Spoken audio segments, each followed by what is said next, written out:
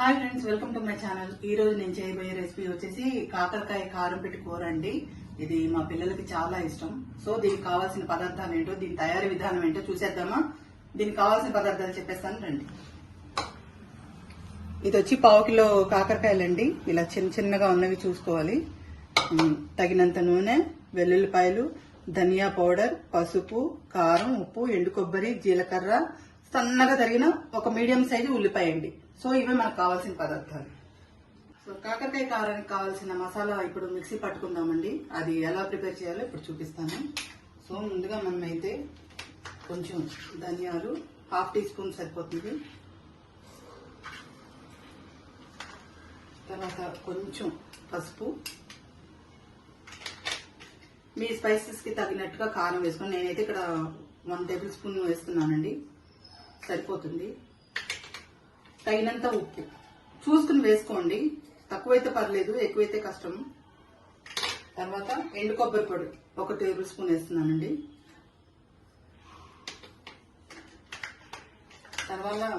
తర్వాత కొంచెం ధనియా powder 1/2 tea spoon వేస్తున్నాను. వెల్లుల్లిపాయలు మీ తగినంత వేసుకోండి. నేను కొంచెం వేసిన, ఎక్కువైతే వెరట వచ్చేస్తుంది, సో కొంచెం వేసుకోండి. సో ఇప్పుడు ఈ మసాలాని మనం మిక్సీ పట్టుకుందాం. ఇందాక మనం చూపించిన మసాలా ఇలా మెత్తగా మిక్సీ చేసి పట్టుకోవాలండి. ఇప్పుడు దీన్ని పక్కన పెట్టేసి కాకరకాయలు మనం కట్ చేసుకుందాము, చూపిస్తానండి. సో ఇవి ఇట్లా తొడుమలు తీసేసి ఇలా కట్ చేసుకుని దీన్ని ఇలా మధ్యకి కట్ చేసుకోవాలండి. ఇలా కట్ చేసుకోవాలి, అన్ని ఇలా కట్ చేసి పెట్టుకోవాలి. సో ఇప్పుడు మనం ఇలా కాకరకాయలని ఇలా మధ్య కట్ చేసి పెట్టుకోవాలండి. ఇప్పుడు వీటిని మనం ప్యాన్ లో ఫ్రై చేసి పక్కన పెట్టుకుందాం. సో స్టవ్ ఆన్ చేసి ప్యాన్ పెట్టుకుందాం అండి. కొంచెం ప్యాన్ హీట్ అయ్యాక తగినంత ఆయిల్ పోసుకుందాం. ఫ్రైకి సరిపడా ఆయిల్ పోసుకుందాం. చాలా బాగుంటుంది, మీరు కూడా ట్రై చేసి చూడండి, చాలా నచ్చుతుంది. ప్యాన్ హీట్ అయిందండి. ఫ్రైకి సరిపడా ఆయిల్ పోసుకుందాం. ఇలా చూపించండి.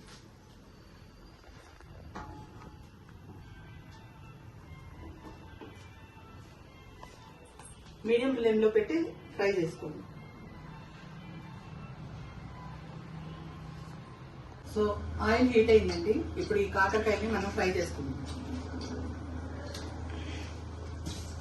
మీడియం ఫ్లేమ్ లోనే పెట్టి వేయించుకోండి.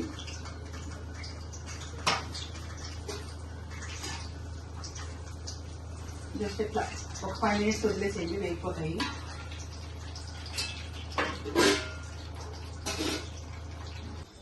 సో ఇప్పుడు ఇది వేగిపోయినాయేమో చూసేద్దాము. వేగిపోయినాయండి, అంటే కొంచెం వేగే వరకు వేయించుకుంటే సరిపోతుంది. సో ఇలా వేపుకోవాలి, ఇలా కాయ ఇలా మెత్తగా అయ్యే వరకు వేపుకోవాలి. దీన్ని పక్కకు తీసుకొని ఇందాక మనం ఏదైతే మసాలా చేసి పెట్టుకున్నామో దాన్ని కూడా కొంచెం అన్ని ఆల్మోస్ట్ పచ్చివాసన పోయే వరకు వేయించుకుందామండి. మనం పచ్చివే మిక్సీ పట్టుకున్నాం కాబట్టి, సో పచ్చివాసన పోయే వరకు ఇదే ప్యాన్ లో మనం వేసేసుకుందాం. ఈ మిక్సీ ఉంది కదా, ఈ మిక్సీలో పట్టిన పొడి చూపిస్తుంది.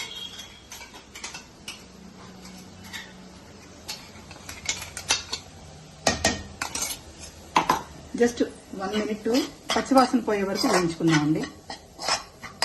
ఇది వేగిన తర్వాత మనం స్టఫ్ చేసేసుకుందాం. సో ఇది ఇలా వేగిపోయిందండి. ఈ పచ్చివాసన పోయే వరకు వేయించుకుని ఇందాక మనం కట్ చేసి పెట్టుకున్న మీడియం సైజు ఉల్లిపాయ ఉంది కదా, దాన్ని దీనిలో కలిపేసుకుని స్టఫ్ చేసుకుందాం. ఉల్లిపాయ ఇష్టం లేని వాళ్ళు స్కిప్ చేసేయండి, నేనైతే యాడ్ చేస్తాను. మా పిల్లలకి ఇలా చేయడమే ఇష్టము, సో నేను ఇందులో కలిపేస్తున్నాను. టేస్ట్ బాగుంటుంది. స్టఫ్ చేసి అది వేగిన తర్వాత మధ్యలో క్రంచీగా తగులుతూ ఉంటుంది, చాలా బాగుంటుంది. సేమ్ ఇదే ప్రాసెస్ మనం గుత్తొంకాయల్లో కూడా చేసుకుంటాము. సో అదే ప్రాసెస్ అన్నమాట. సో ఇప్పుడు పొయ్యి కట్ చేసుకుని దీనిలో స్టఫ్ చేసేసుకుందాం.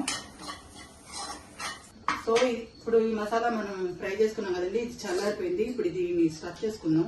స్టఫ్ చేసుకుని మళ్ళీ ఇంకొకసారి ఫ్రై చేసుకుందాం. సో ఇలా స్టఫ్ చేసుకోవాలండి.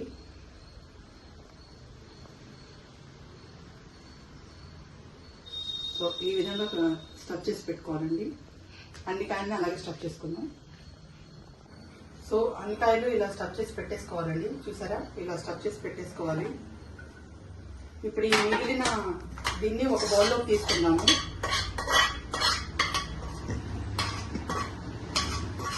మళ్ళీ ఇదే ప్యాన్ పెట్టుకొని జస్ట్ ఒక 1 minute వీటిని ఫ్రై చేద్దామండి.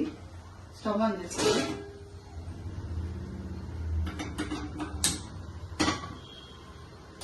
జస్ట్ 1 teaspoon చాలండి ఆయిల్.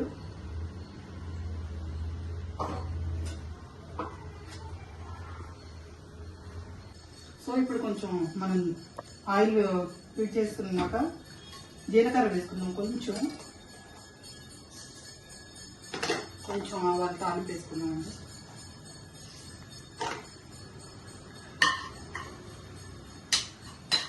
ఇది కొంచెం వేగిన తర్వాత కరివేపాకు వేసుకుని ఏదైతే స్టఫ్ చేసుకున్నామో కాకరకాయ వేయించి ఒక 1 minute వేయించుకుందాము.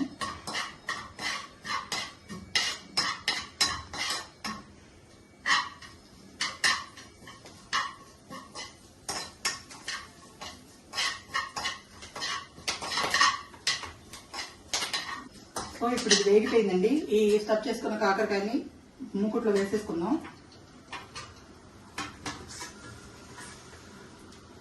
ఇలా ఒక్కసారి పైనుంచి కింద దాకా ఇట్లా కలుపుకుని ఈ పొడి మిగిలిపోయింది కదండి, ఈ పొడిని దీని మీద వేసేసుకుందాము. ఒక్క 2 minutes ఫ్రై చేసి పెట్టుకుందాం. సరిపోతుంది. ఇది ఇలా వేయించుకోండి.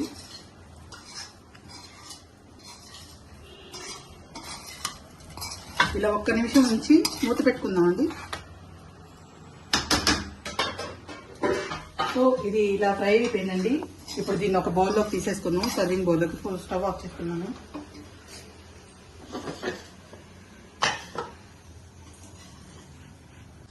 సో దీన్ని కొత్తిమీరతో గార్నిష్ చేసుకుందామండి. సో ఇవాళ మన రెసిపీ వచ్చేసి కాకరకాయ కారం కూర రెడీ అయిపోయింది. దీన్ని మీరు కూడా ట్రై చేసి చూడండి. నా వీడియో కనుక మీకు నచ్చినట్లయితే లైక్ చేయండి, షేర్ చేయండి, సబ్స్క్రైబ్ చేసుకోండి. ఇప్పటిదాకా సబ్స్క్రైబ్ చేసుకోని వాళ్ళు సబ్స్క్రైబ్ చేసుకోండి. పక్కనే ఉన్న బెల్ ఐకాన్ నొక్కండి. Thank you so much friends.